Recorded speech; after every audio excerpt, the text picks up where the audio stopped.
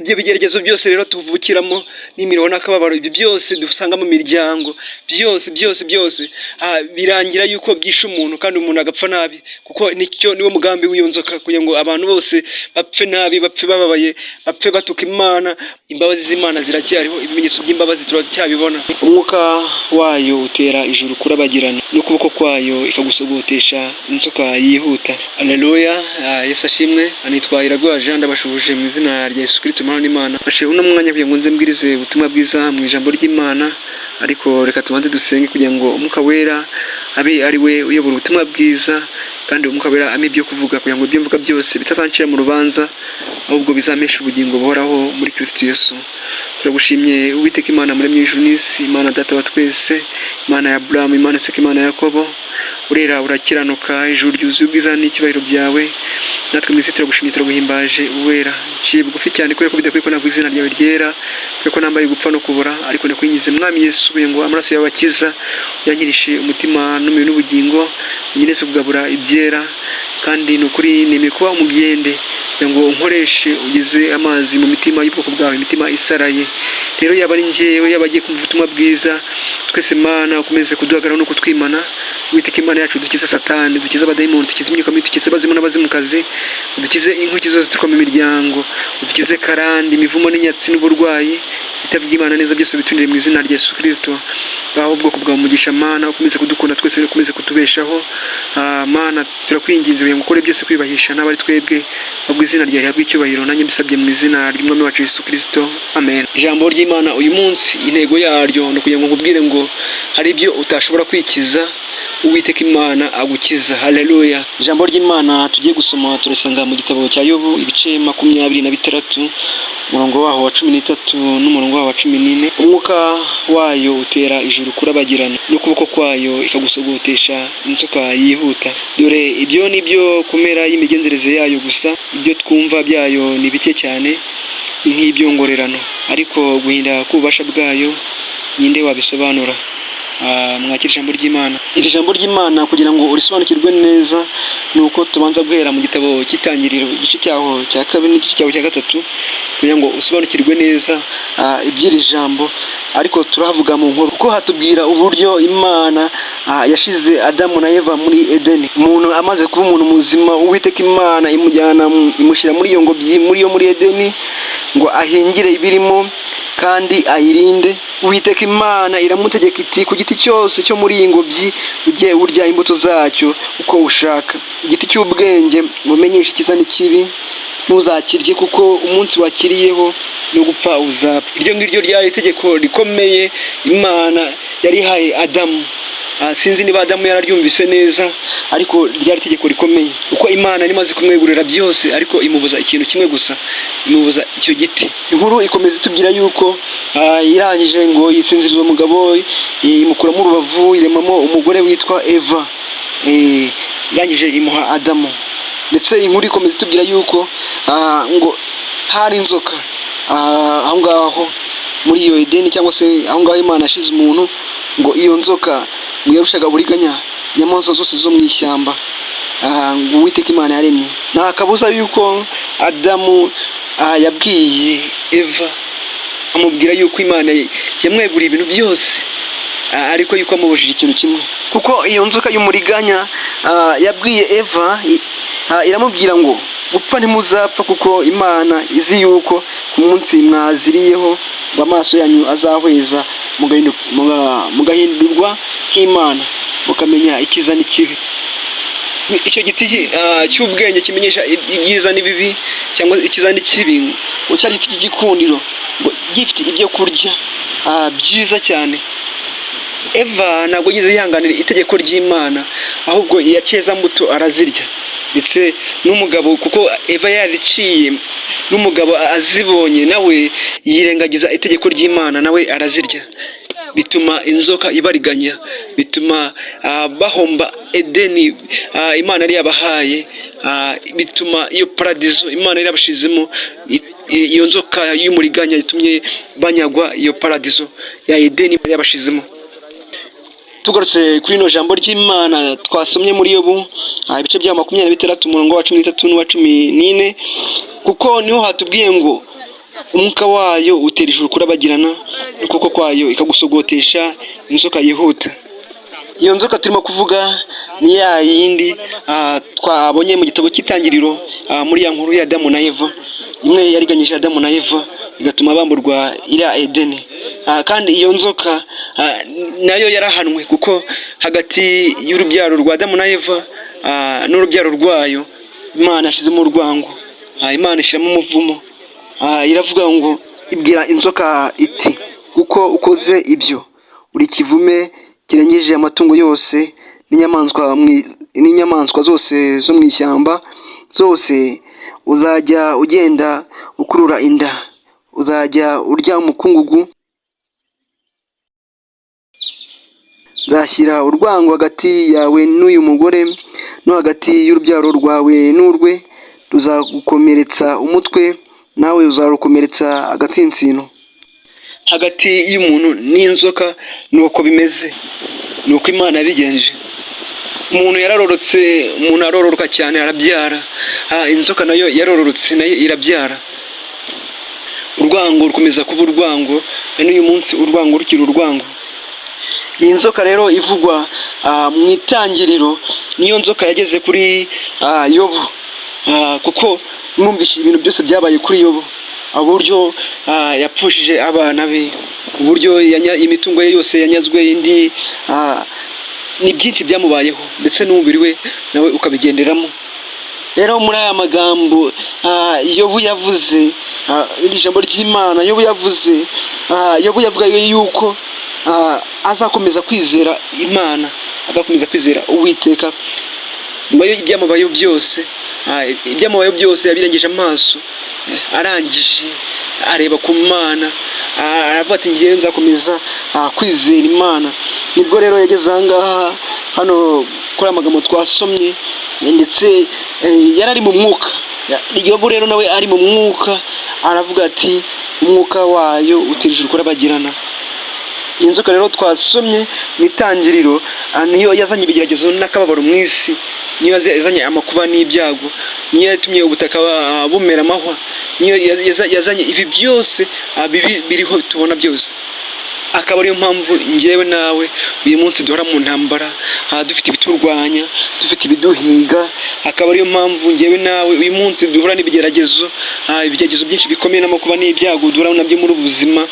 Ibi byose ni ingaruka y'iki? Ni ingaruka y'iyo nzoka y'umuriganya. Yahereye kera iriganya abantu, none uyu munsi iracyarimo kuriganya abantu. Ariko Uwiteka Imana ashimwe, kubera ko uyu munsi aduhaye ijambo ridukiza. Iri jambo umwuka w'Imana yarihaye Yobu, Yobu riramukiza, ariko natwe uyu munsi arariduhaye kugira ngo iri jambo ridukize. Ndi hano kugira ngo nsobanure neza iri jambo, kuko ni ijambo rinini cyane kandi rikubiyemo ibintu byinshi, ariko tugiye kuramuramo incamake zabyo.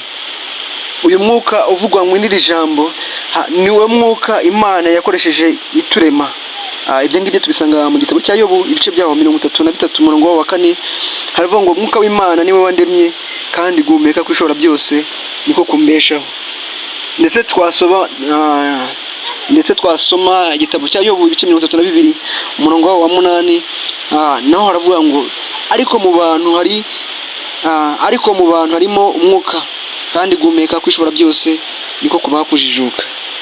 Ndetse mu gitabo cy'Itangiriro umurongo wa 2 niho havuga ngo isi yari itagira ishusho, yariho ubusa busa, umwijima wari hejuru y'umuhengeri, maze umwuka w'Imana yagendagendaga hejuru y'amazi. Uyu mwuka w'Imana uyu nguyu niwe waje mu ntumwa n'abahanuzi, ba Ezekiyeli, ba Yesaya, ba Yohana, abahanuzi bose n'intumwa zose.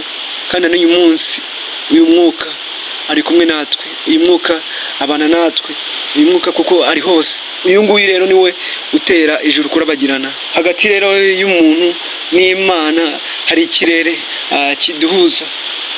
kiduhuza n'Imana. Hari ibintu byinshi byatwikiriye umuryango wawe, hari ibintu byinshi nawe byagutwikiriye. harimo inkurikizi z'imiryango, harimo imivumo, harimo za karande. Abantu benshi bamwe byaratwangije kubera ko ibintu byose bitubaho bibi mu buzima byose, impamvu itera yabyo niyo nzoka, itera yabyo niyo nzoka, kuko yakoroneje basukuza bacu irabariganya. Natwe tuvutse ni byinshi yagiye ituriganya, hari amahirwe, hari uburezi, hari imigisha, hari ubutunzi, ni ibintu byinshi twagiye turiganwa. Ibyo bigeragezo byose rero tuvukiramo n'imiruho n'akababaro, ibyo byose dusanga mu miryango byose birangira yuko byishe umuntu kandi umuntu agapfa nabi, kuko niwo mugambi w'iyo nzoka, kugira ngo abantu bose bapfe nabi, bapfe bababaye, bapfe batuka Imana, bapfe bavuma Imana, bapfe abantu bose baranze Imana, kubera yuko ari umugambi w'iyo nzoka izi ikariganya abantu, ikabambura ibyiza Imana ibaha, ahubwo ikabashira mu buribwe, ikabashira mu kababaro, ikabambura ubugingo, kugira ngo abantu bazarimbuke kandi bapfe urupfu cyane, kubera ko iyo nzoka ntabwo ikunda abantu. Ubwacu hari amahirwe yo gukira, kubera ko Imana iracyadufitiye imbabazi z'Imana ziracyariho, ibimenyetso by'imbabazi turacyabibona. Rero iyo mibabaro, ayo makuba, ibyo byago, izo ngorane, ibyo bigeragezo byose biza byitura hejuru yacu kugira ngo bitwibagize Imana. Ariko ijambo ry'Uwiteka Imana irakubwiye ngo umwuka wayo utera ijuru kurabagirana. Iki ni igihe cyawe cyo kugira ngo wikize, uhamagara Uwiteka Imana, umubwira ati Uwiteka Imana, Mana yanjye, Mana wandemye, Mana wowe wambeshejeho, nkuraho bino bigeragezo, nkuraho iyi mibabaro, nkuraho aya makuba, nkuraho ibi byago. Uwiteka Imana yacu agukirishe umwuka we aze agutwikurure, aze agukureho ibyo bintu byose biri mu kirere cyawe, ibintu byose byafunze ikirere cyawe, ibyo byafunze imigisha yawe, ibyo byagufunze bigatuma nta muntu n'umwe wabasha kukubona, ibyo byagufunze bigatuma nta muntu n'umwe wabasha kukugirira neza. Ibyo byose kugira ngo umwuka w'Imana aze abigukure hejuru, umwuka wera aze abikure mu kirere cyawe kiguhuza n'ijuru, ikirere cyawe kirabagirane, maze imigisha yawe ikugereho mu izina rya Yesu Kristo. Kubera ko akababaro dufite, ibyago n'amakuba dufite, ibigeragezo dufite, ibyo byose twabitewe na ya nzoka y'umuriganya. Kandi ijambo ry'Imana riratubwiye ngo n'ukuboko kwayo ikagusogotesha inzoka yihuta. Uyu munsi Uwiteka Imana asogote iyo nzoka ikurwanya mu izina rya Yesu Kristo. Uyu munsi Uwiteka Imana akwicire iyo nzoka yakuzonze, iyo nzoka ikurwanya. Uwiteka Imana ayice, ayinogonore mu izina rya Yesu Kristo. Abantu benshi tugerageza kurwanya iyo nzoka, tukayikubitisha inkoni, tukagira ngo yapfuye, ariko ntabwo ipfa, kuko natangije ijambo ry'Imana mbabwira ngo hari ibyo abantu tudashobora kwikiza, ariko Imana akaba ariyo ibidukiza, kubera ko akaboko k'Uwiteka Imana niko konyine kabasha kwica iyo nzoka yihuta ikurwanya. Kino ni igihe cyawe cyo kugira ngo wizere Uwiteka Imana, maze Uwiteka Imana agutabare, Uwiteka Imana akurengere, kubera ko ijambo rye rirambwira ngo nabazana gutabara nkwereke ibikomeye utamenya. Abantu tujya dusenga, dusaba Imana kugira ngo igire ibintu ihirika ku buzima bwacu.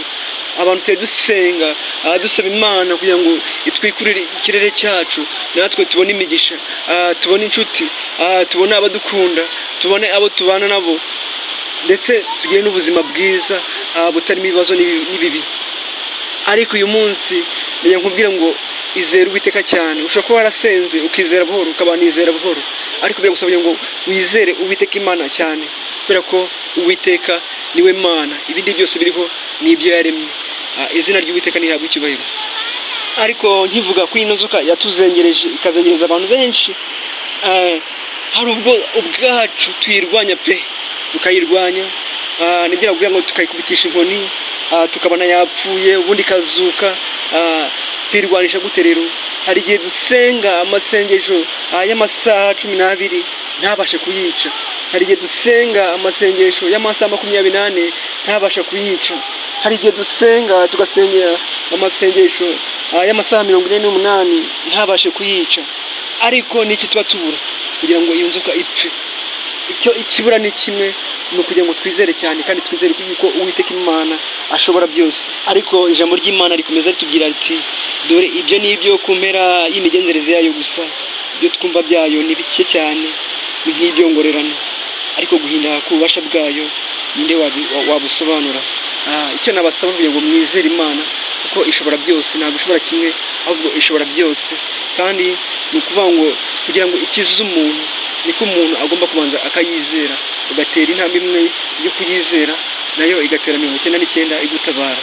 Abantu benshi Satani yarabazengereje, yabambuye ubunyangamugayo, abandi yabageze imbohe, abagira imbata z'ibyaha, ariko kino ni igihe cyawe cyo kugira ngo ukizwe, wakire umwami Yesu Kristo, umwami n'umukiza mu bugingo bwawe.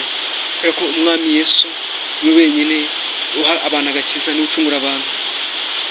Wowe wakijijwe, Satani akaba yarakuzengereje, ndagira ngo nkubwire ngo niba Imana ikubwira ngo usenga amasengesho y'iminsi 3 kugira ngo igire ibyiga ku buzima bwawe, genda ubikore, usenge. Ndagira ngo wumvire ijwi ry'Imana, icyo Uwiteka Imana akubwira ugikore, kugira ngo Uwiteka Imana akwicire iyo nzoka yakuzengereje, akwicire umwaka, akwicire ibyo bibazo byose. Rero umwami Yesu akomeze abahamugisha, umwami Yesu akomeze abagirire neza, umwami Yesu akomeze abatabare, kandi Uwiteka Imana yacu akomeze aduhagarare, Uwiteka Imana yacu akomeze atwimane. Ndagira ngo wumvishe ubutumwa bwiza, ushyigikire ubutumwa bwiza, usangiza ubutumwa bwiza. Abantu mutarakora subscribe kuri ino channel, namwe mukore subscribe kugira ngo dukomeze aya majwi abasha kugera kure, kuko rero mumfashe kugira ngo twubake ino platform ibe platform ngari, ibashe kugera ku bantu benshi, dukomeze dukore umurimo w'Imana. Imana ibamugisha mwese. Shalom.